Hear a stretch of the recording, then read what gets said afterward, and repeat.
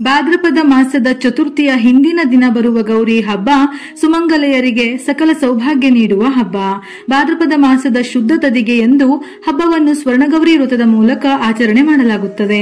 ಈ ಸ್ವರ್ಣಗೌರಿ ಹಬ್ಬದಲ್ಲಿ ಬಾಗಿನ ಕೊಡುವುದು ಒಂದು ವಿಶೇಷ.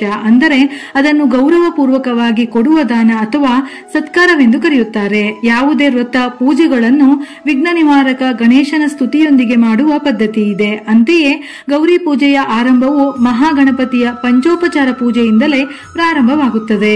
ಕಂಕಣದ ಮಧ್ಯದ ಗಂಟಿನಲ್ಲಿ ಹೂವು ಮನೋವಿಕಸನದ ಸಂಕೇತ. ಮೊದಲಿಗೆ ಸಂಕಲ್ಪ ಸಿದ್ಧಿಯಾಗಲೆಂದು ಮಾಡುವುದೇ ದೋರಗ್ರಂಥಿ ಪೂಜೆ. ಪ್ರತಿಯೊಂದು ವ್ರತವು ಉಪಾಯನ ದಾನವಿಲ್ಲದೆ ಸಮರ್ಪಣೆಯಾಗುವುದಿಲ್ಲ. ಉಪಾಯನ ದಾನವೆಂದರೆ ತಾನು ಮಾಡಿದ ಪೂಜೆ ಸಂಪನ್ನವಾಗಲಿ ಎಂದು ತ್ಯಾಗ ಮನೋಭಾವದಿಂದ ಕೊಡುವ ದಾನ. ವ್ರತಾಚರಣೆಯ ನಂತರ ಮುತ್ತೈದೆಯರನ್ನು ಉಪಚರಿಸಬೇಕು. ನಂತರ ವ್ರತದ ಕಥೆಯನ್ನು ಓದಬೇಕು ಎನ್ನುತ್ತದೆ ಸ್ಕಂದ ಪುರಾಣ. ಬಾಗಿನಕ್ಕೆ ಹಾಕುವ ಪದಾರ್ಥಗಳು ಮತ್ತು ದೇವತಾ ಸಾನ್ನಿಧ್ಯಗಳು: ಅರಿಸಿನ ಗೌರಿ ದೇವಿ, ಕುಂಕುಮ ಮಹಾಲಕ್ಷ್ಮಿ, ಸಿಂಧೂರ ಸರಸ್ವತಿ, ಕನ್ನಡಿ ರೂಪಲಕ್ಷ್ಮಿ, ಬಾಚನಿಗೆ ಶೃಂಗಾರ ಲಕ್ಷ್ಮಿ, ಕಾಡಿಗೆ ಲಜ್ಜಾಲಕ್ಷ್ಮಿ, ಅಕ್ಕಿ ಶ್ರೀಲಕ್ಷ್ಮಿ, ತೊಗರಿ ಬೇಳೆ ವರಲಕ್ಷ್ಮಿ, ಉದ್ದಿನ ಬೇಳೆ ಸಿದ್ಧಲಕ್ಷ್ಮಿ, ತೆಂಗಿನಕಾಯಿ ಸಂತಾನಲಕ್ಷ್ಮಿ, ವೀಳ್ಯದೆಲೆ ಧನಲಕ್ಷ್ಮಿ, ಅಡಿಕೆ ಇಷ್ಟಲಕ್ಷ್ಮಿ, ಫಲ ಜ್ಞಾನಲಕ್ಷ್ಮಿ, ಬೆಲ್ಲ ರಸಲಕ್ಷ್ಮಿ, ವಸ್ತ್ರ ವಸ್ತ್ರಲಕ್ಷ್ಮಿ, ಹೆಸರು ಬೇಳೆ ವಿದ್ಯಾಲಕ್ಷ್ಮಿ. ದಾನಗಳು ಮತ್ತು ಫಲಗಳು: ಅರಿಸಿನ ದಾನ. ಅರಿಸಿನ ದಾನ ಮಾಡಿದಷ್ಟು ರೋಗ ನಿವಾರಣೆ ಆಗುತ್ತದೆ. ಸುಮಂಗಲಿಯರಿಗೆ ಸೌಭಾಗ್ಯತನ ವೃದ್ಧಿಸುತ್ತದೆ. ಸುಮಂಗಲಿಯರಿಗೆ ಸುಮಂಗಲಿತನ ಯಾವಾಗಲೂ ಇರಲಿ ಎಂಬ ಉದ್ದೇಶಕ್ಕೆ ಮೊದಲು ಅರಿಸಿನ ಕೊಡುತ್ತಾರೆ. ಕುಂಕುಮ ದಾನ. ಕುಂಕುಮವನ್ನು ಯಾರು ಧರಿಸುತ್ತಾರೋ ಅವರು ಬಹಳ ತೇಜಸ್ಸು, ನಂಬಿಕೆ ಜಾಸ್ತಿಯಾಗುತ್ತದೆ. ಕುಂಕುಮ ಧಾರಣೆಯಿಂದ ದೈವಶಕ್ತಿ ಜಾಸ್ತಿಯಾಗುತ್ತದೆ. ದೃಷ್ಟಿದೋಷ ನಿವಾರಣೆ ಆಗುತ್ತದೆ. ಕೋಪ ಹಠ ಕಮ್ಮಿಯಾಗುತ್ತದೆ. ಸಿಂಧೂರ ದಾನ. ಸತಿಪತಿ ಕಲಹ ನಿವಾರಣೆ, ರೋಗ ಬಾಧೆ ಋಣಬಾಧೆ ನಿವಾರಣೆ, ಮನೆಯಲ್ಲಿ ಸಂದೇಹ, ಒಳಜಗಳ, ಮಾಂತ್ರಿಕ ದೋಷಗಳು ನಿವಾರಣೆಯಾಗುತ್ತದೆ. ಕನ್ನಡಿ. ಕನ್ನಡಿಯನ್ನು ದಾನ ಮಾಡಿದರೆ ಸಮಸ್ತ ವಾಸ್ತು ದೋಷ ದೃಷ್ಟಿದೋಷ ನಿವಾರಣೆಯಾಗುತ್ತದೆ. ಬಾಚನಿಗೆ ದಾನ ಮಾಡಿದರೆ ತಲೆಗೆ ಸಂಬಂಧಿಸಿದ ಕಾಯಿಲೆಗಳು ಯೋಚನೆಗಳು ಕಡಿಮೆಯಾಗುತ್ತದೆ. ರೂಪವತಿ ಆಗುತ್ತಾರೆ. ಕಾಡಿಗೆ ದೃಷ್ಟಿಯಾಗುವುದು, ಕಣ್ಣಿನ ಕೆಳಗೆ ಕಪ್ಪಾಗುವುದು ಕಮ್ಮಿಯಾಗುತ್ತದೆ. ಪೂರ್ಣ ಸ್ತ್ರೀ ತತ್ವ ಹೆಚ್ಚಾಗುತ್ತದೆ. ಅಕ್ಕಿ. ಯಾರು ಅಕ್ಕಿಯನ್ನು ದಾನ ಮಾಡುತ್ತಾರೋ ಅವರಿಗೆ ಮನಸ್ಸಿಗೆ ಸಂಬಂಧಪಟ್ಟಂತಹ ಸರ್ವ ರೋಗಗಳು ಯೋಚನೆಗಳು ನಿವಾರಣೆಯಾಗುತ್ತದೆ. ಆರೋಗ್ಯ ಭಾಗ್ಯವಾಗುತ್ತದೆ. ಮನೆಯಲ್ಲಿ ಕಲಹಗಳು ನಿವಾರಣೆಯಾಗುತ್ತದೆ. ತೊಗರಿಬೇಳೆ ದಾನದಿಂದ ಕುಜ ದೋಷ ನಿವಾರಣೆಯಾಗುತ್ತದೆ. ವಂಶ ಪಾರಂಪರ್ಯವಾಗಿ ಬಂದಿರುವ ಕುಜ ದೋಷಗಳು, ಸರ್ಪದೋಷಗಳು, ರಜಸ್ವಲ ದೋಷಗಳು ನಿವಾರಣೆಯಾಗುತ್ತದೆ. ರಕ್ತದೊತ್ತಡ ಕಡಿಮೆಯಾಗಿ ಆರೋಗ್ಯವಂತರಾಗುತ್ತಾರೆ. ಮನೆಯಲ್ಲಿ ಇರುವ ವಿವಾಹ ದೋಷಗಳು ಕೂಡ ನಿವಾರಣೆಯಾಗುತ್ತದೆ. ಉದ್ದಿನ ಬೇಳೆ. ಪಿತೃಶಾಪ ನಿವಾರಣೆಯಾಗುತ್ತದೆ. ನೀವು ಶ್ರಾದ್ದಗಳಲ್ಲಿ ಮಾಡಿರುವ ತಪ್ಪುಗಳ ಫಲ ಕಡಿಮೆಯಾಗುತ್ತದೆ. ಅಪಮೃತ್ಯುಗಳು, ಅಗೋಚರ ರೋಗಗಳು, ಪತಿಯಲ್ಲಿರುವ ಸರ್ವ ದೋಷಗಳು ಕೂಡ ನಿವಾರಣೆಯಾಗುತ್ತದೆ. ತೆಂಗಿನಕಾಯಿ.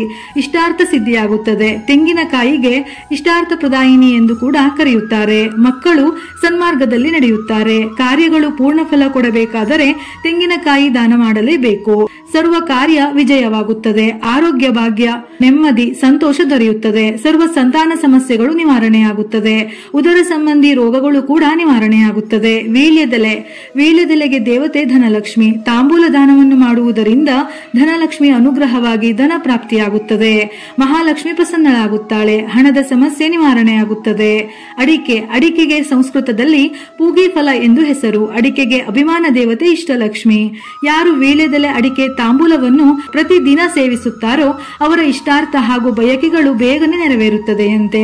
ಬರೀ ಅಡಿಕೆಯನ್ನು ತಿಂದರೆ ಬ್ರಹ್ಮಹತ್ಯ ದೋಷ ಬರುವುದು. ಹಾಗಾಗಿ ಬರೀ ಅಡಿಕೆ ತಿನ್ನಬಾರದು. ಫಲದಾನಕ್ಕೆ ಜ್ಞಾನಲಕ್ಷ್ಮಿಯ ಅಧಿಪತಿ. ಫಲದಾನ ಮಾಡಿದರೆ ನಿಮ್ಮ ಮನೆಯಲ್ಲಿ ಸಕಲ ಕಾರ್ಯಗಳು ಸುಗಮವಾಗಿ, ಸುಲಲಿತವಾಗಿ, ಯಾವುದೇ ತೊಂದರೆ ಇಲ್ಲದೆ ಯಶಸ್ವಿಯಾಗಿ ಲಾಭವಾಗಿ ನಡೆಯುತ್ತದೆ. ದೇವಿ ದೇವಾಲಯಗಳಲ್ಲಿ ಹಣ್ಣು ನೈವೇದ್ಯ ಮಾಡಿಸಿ ಸುಮಂಗಲಿಯರಿಗೆ ದಾನ ಮಾಡಿದರೆ ಸ್ತ್ರೀ ಶಾಪಗಳು ನಿವಾರಣೆಯಾಗುತ್ತದೆ. ಬೆಲ್ಲದ ಅಭಿಮಾನ ದೇವತೆ ರಸಲಕ್ಷ್ಮಿ. ಬೆಲ್ಲದಲ್ಲಿ ಬ್ರಹ್ಮದೇವರು, ಶ್ರೀ ಮಹಾಲಕ್ಷ್ಮಿ, ಶ್ರೀ ಮಹಾಗಣಪತಿ ದೇವರ ಸಾನ್ನಿಧ್ಯ ಇರುತ್ತದೆ. ಬೆಲ್ಲದಾನ ಮಾಡಿದರೆ ಬಹಳಷ್ಟು ಯೋಚನೆಗಳು ನಿವಾರಣೆಯಾಗುತ್ತದೆ. ನಿತ್ಯ ದಾರಿದ್ರ್ಯ ನಿವಾರಣೆಯಾಗುತ್ತದೆ. ಜೀವನದಲ್ಲಿ ಉತ್ತಮ ಮಟ್ಟಕ್ಕೆ ಅಭಿವೃದ್ಧಿ ಆಗುತ್ತಾರೆ.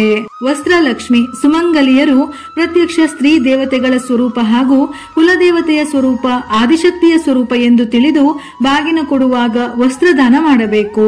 ಹೀಗೆ ಮಾಡುವುದರಿಂದ ವಸ್ತ್ರ ದಾರಿದ್ರ್ಯ ನಿವಾರಣೆ ಆಗುತ್ತದೆ. ಕುಲದೇವತೆ ತೃಪ್ತಿಯಾಗುತ್ತಾರೆ. ಸುಮಂಗಲಿ ದೋಷಗಳು ಮನೆಯಲ್ಲಿನ ಸ್ತ್ರೀ ದೋಷಗಳು ನಿವಾರಣೆಯಾಗುತ್ತದೆ. ಹೆಸರು ಬೇಳೆ. ವಿದ್ಯಾಲಕ್ಷ್ಮಿ ಹೆಸರು ಕೇಳುತ್ತಿದ್ದರೆ ಎಲ್ಲರಿಗೂ ಸಂತೋಷವಾಗುತ್ತದೆ. ವಿದ್ಯೆ ಎಂದರೆ ಸರಸ್ವತಿ, ಲಕ್ಷ್ಮಿ ಎಂದರೆ ಶ್ರೀ ಮಹಾಲಕ್ಷ್ಮಿ ಎಂದು ಅರ್ಥ.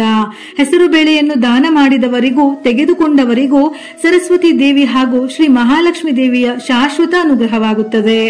ಹೆಸರು ಬೇಳೆ ದಾನದಿಂದ ಸುಖ, ಶಾಂತಿ, ನೆಮ್ಮದಿಯ ವಾತಾವರಣವಿರುತ್ತದೆ. ಮನೆಯಲ್ಲಿ ಒಳ ಜಗಳಗಳು ನಿವಾರಣೆ ಆಗುತ್ತದೆ. ದೇವಿಗೆ ಹೆಸರು ಬೇಳೆ ತುಂಬಾ ಇಷ್ಟ. ಇದರಿಂದ ದೇವಿ ಸುಪ್ರಸನ್ನಳಾಗುತ್ತಾಳೆ. ಮನೆಯಲ್ಲಿ ಎಲ್ಲರೂ ತುಂಬಾ ವಿದ್ಯಾವಂತರಾಗುತ್ತಾರೆ. ಗ್ಯಾಸ್ಟ್ರಿಕ್, ಗರ್ಭಕೋಶದ ತೊಂದರೆಗಳು ಕೂಡ ಕಡಿಮೆಯಾಗುತ್ತದೆ.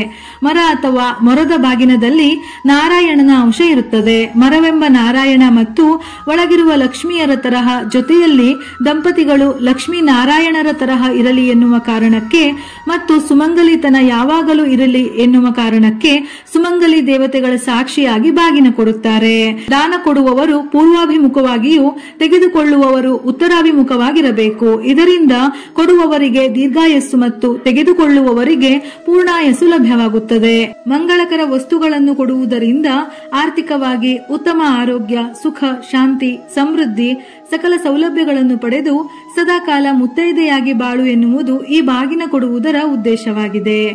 ಸ್ಕಂದ ಪುರಾಣದ ಪ್ರಕಾರ ಸ್ವರ್ಣಗೌರಿ ವ್ರತವನ್ನು ಮಾಡುವ ಸ್ತ್ರೀಯರಿಗೆ ಸಮಸ್ತ ಇಷ್ಟಾರ್ಥಗಳು ಸಿದ್ಧಿಯಾಗುತ್ತವೆ. ಪುತ್ರ ಪೌತ್ರಾಭಿವೃದ್ಧಿಯು, ಮೋಕ್ಷವು ಪ್ರಾಪ್ತಿಯಾಗುತ್ತದೆಯಂತೆ. ವಿಡಿಯೋ ಇಷ್ಟ ಆಗಿದ್ದಲ್ಲಿ ಮರೆಯದೆ ಲೈಕ್ ಮಾಡಿ. ಹೆಚ್ಚಿನ ಮಾಹಿತಿಗಳಿಗಾಗಿ ನಮ್ಮ ಫೇಸ್ಬುಕ್ ಪೇಜ್ ಅನ್ನು ಫಾಲೋ ಮಾಡಿ. ಇದೇ ರೀತಿಯ ಮನಮುಟ್ಟುವ ಉಪಯುಕ್ತ ಮಾಹಿತಿಗಳಿಗಾಗಿ ಮತ್ತೆ ಭೇಟಿಯಾಗೋಣ.